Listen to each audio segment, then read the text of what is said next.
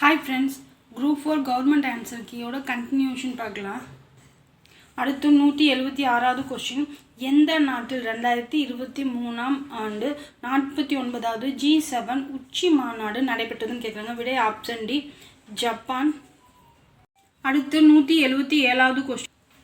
தண்டவாளங்களில் யானை விபத்துக்களை தடுக்க இந்திய ரயில்வே டேஸ் என்ற அதிநவீன AI தொழில்நுட்பத்துடன் இயங்கும் முறையை அறிமுகப்படுத்தியுள்ளது. விடை பார்த்தீங்கன்னா ஆப்ஷன் சி, கஜ்ராஜ் சுரக்ஷா.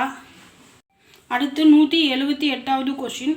வங்க பிரிவினையின் போது ரக்ஷாபந்த் விழாவை பெருமளவில் மக்கள் பங்கேற்பை தொடங்கி வைத்தவர் யார் அப்படின்னு கேட்குறாங்க. விடை பார்த்தீங்கன்னா ஆப்ஷன் டி, ரவீந்திரநாத் தாகூர். அடுத்து 179வது கொஸ்டின். தான் பெற்ற வெற்றிகளை நினைவு கூறும் வகையில் தன் நாணயங்களில் தன்னுடைய பெயரை 2ஆம் அலெக்சாண்டர் என்று பொறித்து கொண்ட அரசர் யார் அப்படின்னு கேட்குறாங்க. விடை பார்த்தீங்கன்னா ஆப்ஷன் ஏ, பாமன் ஷா. அடுத்து 180வது கொஸ்டின். அரசமைப்பு சட்டத்தின்படி 3 அடுக்குகளை கொண்ட பஞ்சாயத்து ராஜ் அமைப்பினை பொறுத்துக்கன்னு கேட்குறாங்க. விடை பார்த்தீங்கன்னா கிராம பஞ்சாயத்து, இடைநிலை பஞ்சாயத்து, மாவட்ட பஞ்சாயத்து. அடுத்து 181வது கொஸ்டின்.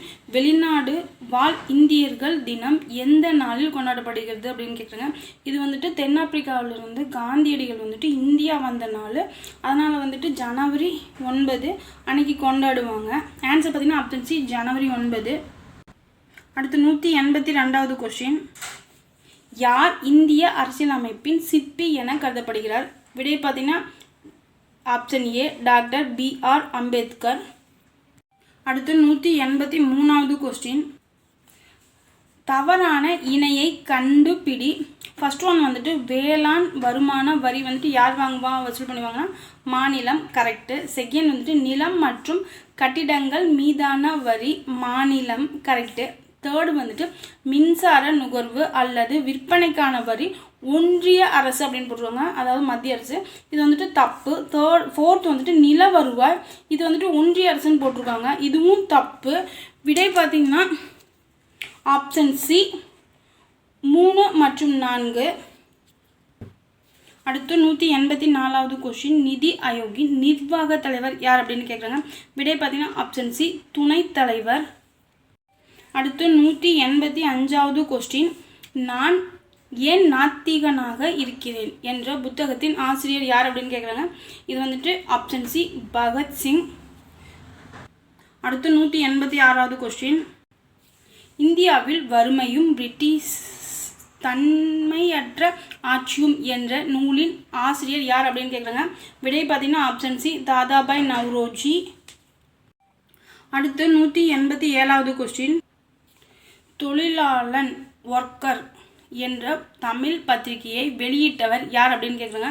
விடை பார்த்தீங்கன்னா ஆப்ஷன் ஏ, மா சிங்காரவேலனார்.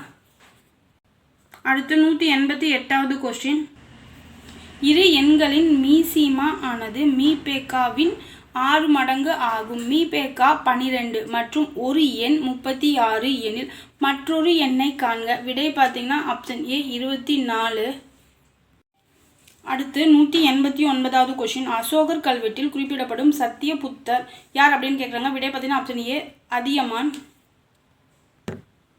அடுத்து 190வது கொஸ்டின். நெய்யால் எரிநுதுப்பேம் என்றாற்றல் கவ்வையால் காமம் நுதுப்பேம் எனல் என்னும் குறளில் நுதுப்பேம் என்பதன் பொருள் என்ன அப்படின்னு கேட்குறாங்க. விடை பார்த்தீங்கன்னா ஆப்ஷன் ஏ, அவித்தல். அடுத்து 191வது கொஸ்டின். கூற்று ஏ. பொருளாதாரத்தில் பொதுவான மந்த நிலை இருந்த போதிலும் சிமெண்ட் உற்பத்தி மற்றும் நுகர்வு தொடர்ந்து வளர்ந்து வருகிறது. காரணம் ஆர். இந்தியா மிகப்பெரிய சிமெண்ட் உற்பத்தியாளர்களில் ஒன்றாகும் மற்றும் உலகில் முதல் இடத்தில் உள்ளது. இது தப்பு. ஸோ ஆன்சர் பார்த்தீங்கன்னா ஆப்ஷன் ஏ, ஏ சரி ஆனால் ஆர் தவறு. அடுத்து 192வது கொஸ்டின். தமிழக அரசு டேஸாம் தேதியை கல்வி வளர்ச்சி நாளாக அறிவித்துள்ளது அப்படின்னு கேட்குறாங்க. விடை பார்த்தீங்கன்னா ஆப்ஷன் சி, ஜூலை 15. இது காமராஜர் பிறந்த நாள் தான் கல்வி வளர்ச்சி நாளாக நாம் கொண்டாடி வர்றோம்.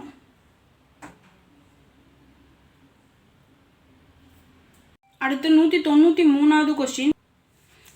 அதிநவீன வசதிகளுடன் கூடிய ரயிலில் அடிமைகளாக இருப்பதை விட சுதந்திரத்துடன் கூடிய மாட்டு வண்டியே சிறந்தது என கூறியவர். விடை பார்த்தீங்கன்னா ஆப்ஷன் டி, அன்னி பெசன்ட் அம்மையார்.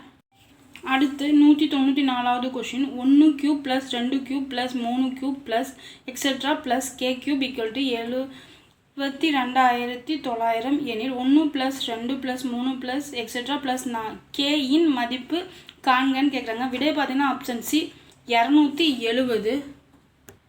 அடுத்து 195வது கொஷின். 2, 3, 5, 9, எக்ஸ் 33, ஒய் எக்ஸெட்ரா என்ற தொடரில் எக்ஸ் ப்ளஸ் ஒய்யின் மதிப்பு என்ன அப்படின்னு கேட்குறாங்க. விடை பார்த்தீங்கன்னா ஆப்ஷன் டி, 82. அடுத்து 196வது கொஷின். இது வந்துட்டு A Z B Y C X etcetera Y B Z A என்றவாறு எழுதும்போது ஆங்கில உயிரெழுத்துக்கு இடது புறம் அருகில் வரக்கூடிய உயிரெழுத்து அல்லாத எழுத்துக்கள் எத்தனை அப்படின்னு கேட்குறாங்க. உயிரெழுத்து அல்லாத அப்படிங்கிறப்ப நமக்கு எவ்வளோ வரும்னு பார்த்தீங்கன்னா ஆப்ஷன் சி, 9 வரும். அடுத்து 197வது கொஸ்டின். கயல் 5 டஜன் முட்டைகளை வாங்கினார். அதில் 45 முட்டைகள் நல்ல முட்டைகள் எனில் கெட்டுவிட்ட முட்டைகளின் சதவீதத்தை காண்க. விடை பார்த்தீங்கன்னா ஆப்ஷன் சி, 25%. அடுத்து 198வது கொஸ்டின். சண்டே 2, டியூஸ்டே 3, தேர்ஸ்டே 2 எனில் மண்டேவின் மதிப்பு என்ன அப்படின்னு கேட்குறாங்க. விடை பார்த்தீங்கன்னா ஆப்ஷன் பி, 2. அடுத்து 199வது கொஸ்டின். அசல் தொகை ரூ.10,000 ஆனது 15% ஆண்டு வட்டியில் 3 ஆண்டுகளுக்கு கிடைக்கும் கூட்டு வட்டிக்கும் தனி வட்டிக்கும் இடையேயான வித்தியாசத்தை காண்க அப்படின்னு கேட்குறாங்க. விடை பார்த்தீங்கன்னா ஆப்ஷன் சி, 708.75. அடுத்து 200வது கொஸ்டின். ஒருவர் ரூ.2000 6% வட்டிக்கு கடன் வாங்குகிறார். ஒரு ஆண்டு முடிவில் ரூ.1000 திருப்பி செலுத்துகிறார் எனில் அவர் அக்கடனை 2 ஆண்டு முடிவில் முழுவதுமாக முடிக்க எவ்வளவு தொகை செலுத்த வேண்டும்? விடை பார்த்தீங்கன்னா ஆப்ஷன் பி, ரூ.1180. ஃப்ரெண்ட்ஸ், உங்களுக்கு என்னோட வீடியோ பிடிச்சிருந்துச்சுன்னா சப்ஸ்கிரைப் பண்ணி பாருங்கள் ஃப்ரெண்ட்ஸ். தேங்க்ஸ் ஃபார் வாட்சிங் கைஸ்.